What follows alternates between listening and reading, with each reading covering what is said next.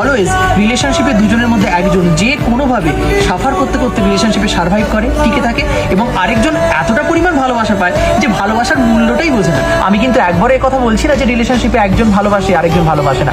I am only talking about the priority in a relationship. প্রায় প্রত্যেকটা রিলেশনশিপেই একজন priority অনেক বেশি দেয়, এফর্ট বেশি দেয়, এবং আরেকজন রিলেশনশিপে নিয়ে অত সিরিয়াসই থাকে না।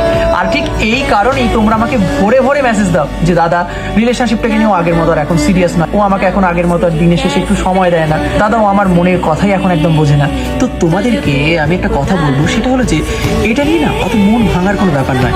প্রত্যেকটা রিলেশনশিপেই একজন পজিটিভ থাকবে এবং একজন নেগেটিভ থাকবে, তবেই তো মিলেমিশে ব্যাপারটা একটা নিউট্রাল জায়গাতে আসবে। কিন্তু যখন তুমি এটা ফিল করবে যে তুমি রিলেশনশিপটাতে সাফার করছো, তখন তুমি বুঝবে যে you are not in a healthy relationship, you are in a complicated relationship.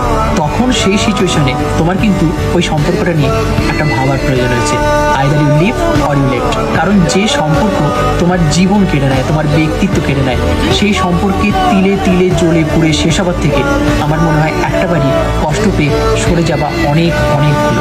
আমি জানি যে একটা সম্পর্কে কখনোই কাউকে এত দেখে শুনে বুঝে প্র্যাকটিক্যাল দিক বিচার করে ভালোবাসা সম্ভব নয়, কারণ ভালোবাসা তো মন থেকে হয়, আবেগ থেকে হয়। কিন্তু সাথে আমি তোমাদের এই কথাটাও অলওয়েজ বলে থাকি যে অবশ্যই আবেগ দিয়ে ভালোবাসো, কিন্তু কখনোই নিজের বিবেক হারিও না।